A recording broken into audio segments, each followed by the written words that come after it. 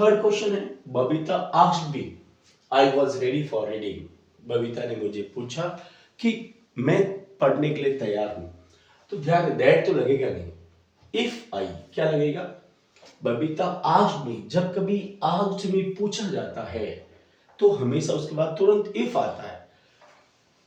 Babita asked me if I was ready for reading, ध्यान रखना that नहीं आता है, आस्क्ड मी के बाद हमेशा इफ से जुड़ता है। नेक्स्ट है Asha you is a good student. अब ध्यान रखना आपको यहां एंड क्यों नहीं आएगा, क्योंकि यहां इज है और यहां पर आएगा एज वेल एज। हमेशा ध्यान रखना एज वेल एज की जो आगे वाला जो सब्जेक्ट होता है ये इसके अनुसार हेल्पिंग वर्ब आती है, ध्यान रखना।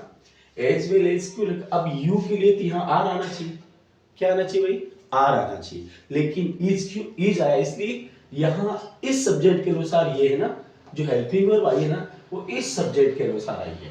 तो इस ऐसे वक्त में एज वेल एज का प्रयोग होता है।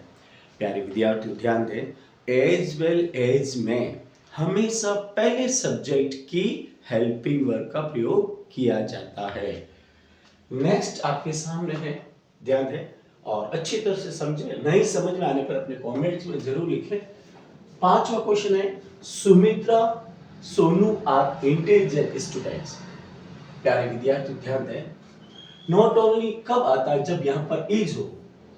अब यहां बहुत एंड का प्रयोग हो रहा है, ठीक है ना, बहुत Sumitra and Sonu are intelligent students. हमेशा ध्यान रखें बहुत और एंड के बाद हमेशा जो हेल्पिंग वर्ब आती है वो प्लूरल में आती है, किस में आती है, बहुवचन में।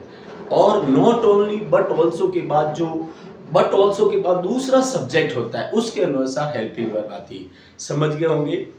नॉट ओनली बट ऑल्सो में जो बट ऑल्सो के बाद जो सब्जेक्ट आता है उसके अनुसार हेल्पिंग वर्ब आती है। और इसमें है ना जो नॉट ओनली बट ये बहुत एंड है ना, इसमें हमेशा ध्यान दें बहुत एंड में हमेशा हेल्पिंग वर्ब प्लूरल की आती है, क्या आती है, प्लूरल की। समझ में आया थोड़ा बहुत, तो ध्यान दें यहां पर मैंने अभी बताया बहुत Sumitra and Sonu are intelligent students. अब बट ऑल्सो के बाद आपको बताया, मैंने कहा इसके सब्जेक्ट के अनुसार यहाँ इज आना चाहिए। अगर नॉट ओनली का प्रयोग करें तो यहाँ पर क्या आना चाहिए, इज, लेकिन इज है नहीं। तो इस तरह से कुछ नियमों पर ध्यान दें। He works hard, he want get good marks. अब ध्यान रखना अगर वो मैं अब यहाँ पर किसका प्रयोग हुआ है, अनलेस का। अनलेस का मतलब जब तक नहीं, अनलेस ही वर्क्स हार्ड, जब तक वो कठिन मेहनत नहीं करेगा, he won't get good marks, वो अच्छे नंबर नहीं लाएगा। यहाँ प्यारे विद्यार्थी इफ का प्रयोग तो होगा नहीं, कारण क्यों नहीं होगा कि यहाँ पर अगर वो कड़ी मेहनत करेगा तो वो अच्छे नंबर नहीं लाएगा, ये तो हो नहीं सकता। तो अनलेस का प्रयोग होगा यहाँ पर, किसका, अनलेस का मतलब होता है जब तक नहीं, जब तक वो कड़ी मेहनत नहीं करेगा, नेगेटिव के लिए आता है ध्यान, जब तक वो कड़ी मेहनत नहीं करेगा he won't get good marks, वो अच्छे नंबर नहीं लाएगा। नेक्स्ट है तरुण एंड भूमिका इज एन इंटेलिजेंट स्टूडेंट। अब यहाँ ध्यान दीजिए यहाँ पर इज आया है, ठीक है ना, तो किसका प्रयोग होगा, नॉट ओनली बट ऑल्सो का, क्योंकि ये दूसरा जो सब्जेक्ट में इज आया तो नॉट ओनली बट ऑल्सो का प्रयोग होगा। बहुत एंड आता तो या आर आता, लेकिन आर नहीं है, इसलिए यहाँ किसका प्रयोग होगा, not only Tarun but also भूमिका इज एन इंटेलिजेंट गर्ल, ठीक है ना, इस तरह से। The tea is hot, I cannot take it। प्यारे विद्यार्थियों जब कभी दूसरा सेंटेंस नेगेटिव में हो, ध्यान रखना मैं नियम बता रहा हूं समझ लेना, जब कभी दूसरा वाक्य नेगेटिव में हो तो वहां सो दैट का प्रयोग होता है, ध्यान रखना। तो यहाँ पर किसका प्रयोग हुआ, सो दैट, क्योंकि ये वाक्य नेगेटिव है। The tea is so hot that I cannot take tea। The tea is so hot that I cannot take it। इस तरह ध्यान दें। नौवां सवाल है, the book was costly for me. अब ध्यान रखना यहां पर टू का प्रयोग होगा, क्यों होगा, एक बात ध्यान दें, टू के बाद प्यारे विद्यार्थियों अच्छी तरह से समझ ले, टू के बाद हमेशा वर्ब आनी चाहिए, कौन सी वर्ब, फर्स्ट फॉर्म।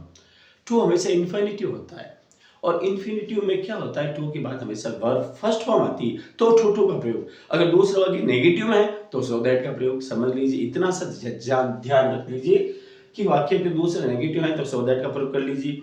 अगर टू टू का है तो टू के बाद कोई वर्ब आ गई, जैसे ये वर्ब आ गई, ठीक है भाई, क्या आ गई, वर्ब आ गई, इसलिए यहाँ पर टू टू का प्रयोग होगा। किसका प्रयोग होगा? तो समझ में आया आपको?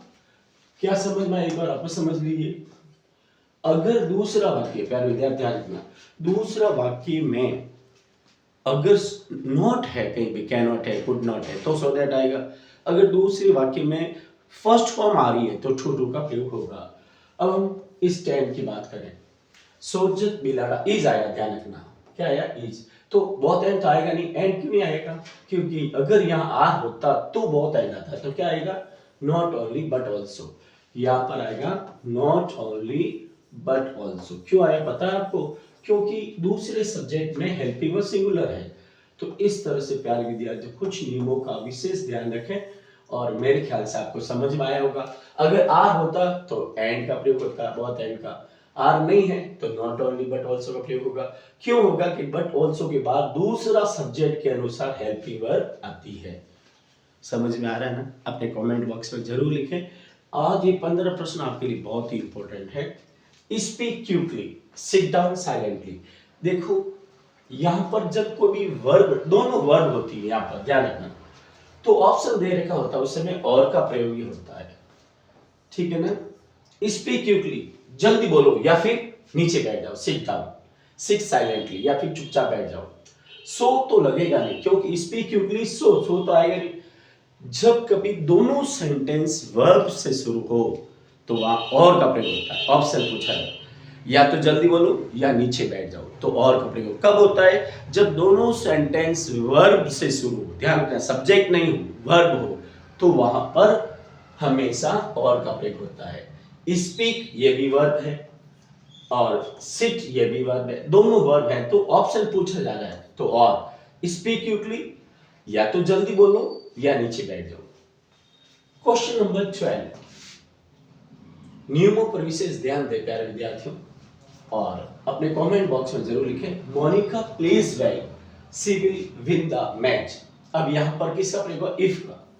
यहां अनलेस का प्रयोग नहीं होगा, क्योंकि वाक्य अफर्मेटिव है। इफ मोनिका प्लेज वेल, अगर मोनिका अच्छा खेलेगी, she will win the match, तो मैच जीत जाएगी।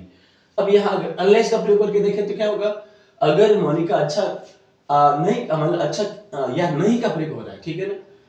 जब तक मोनिका अच्छा नहीं खेलेगी, सिविल लॉ, तो इसमें ये इफ का प्रयोग होगा। अनलेस का प्रयोग नेगेटिव होता है, ठीक है ना? तो यहां पर ध्यान रखना, जब तक नहीं, यहां पर अगर, यहां पर किसका प्रयोग होगा? अगर मोनिका अच्छा खेलेगी तो वो मैच जीत जाएगी, इसलिए यहां इफ का प्रयोग होगा, अनलेस का प्रयोग नहीं होगा, ठीक है ना? देखो ध्यान दो आगे।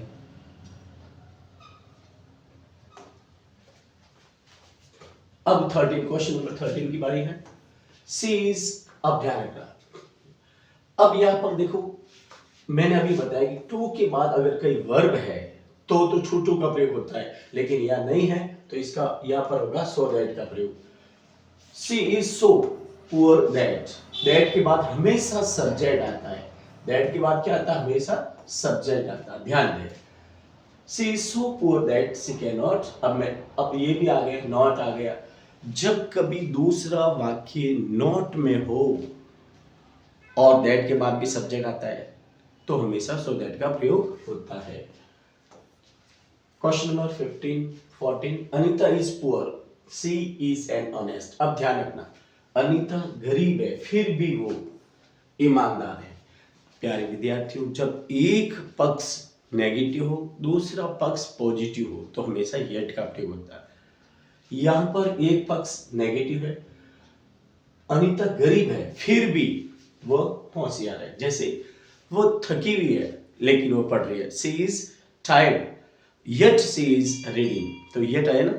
तो एक पक्ष अगर नेगेटिव होता है, दूसरा अगर पॉजिटिव होता है, उस समय अपन येट का प्रयोग करते हैं, समझ में आया ना? तो इस तरह से। अब 15 की बारी है। I know very well, what आएगा व्हेन, तो when will the train arrive, जब कभी समय आता है तो व्हेन आता है। I know very well when the train will come, मैं अच्छी तरह से जानता हूं कि ट्रेन कब आएगी। तो प्यारे विद्यार्थियों, जब समय पूछा जा रहा है, ठीक है ना, तो वहां पर व्हेन का प्रयोग होता है। आज आपने 15 सेंटेंस देखे, समझ में आया होगा? अपने कमेंट बॉक्स में जरूर लिखें। प्यारे विद्यार्थियों, एग्जाम से पहले एक बार फिर इनको अच्छी तरह से देख लें। 100% आपके 3 में से 3 नंबर हैं। ये बोर्ड में 3 मार्क्स का पूछा जाता है, बहुत इजी होता है, ऑप्शन दे रखे होते हैं। बने रहिए हमारे वीडियो के साथ। हम आपके उज्जवल भविष्य की कामना करते हैं। आशा करते हैं कि 2026 का पेपर आपके लिए बहुत अच्छा हो, 95 से ऊपर मार्क्स आए। Thank you very much.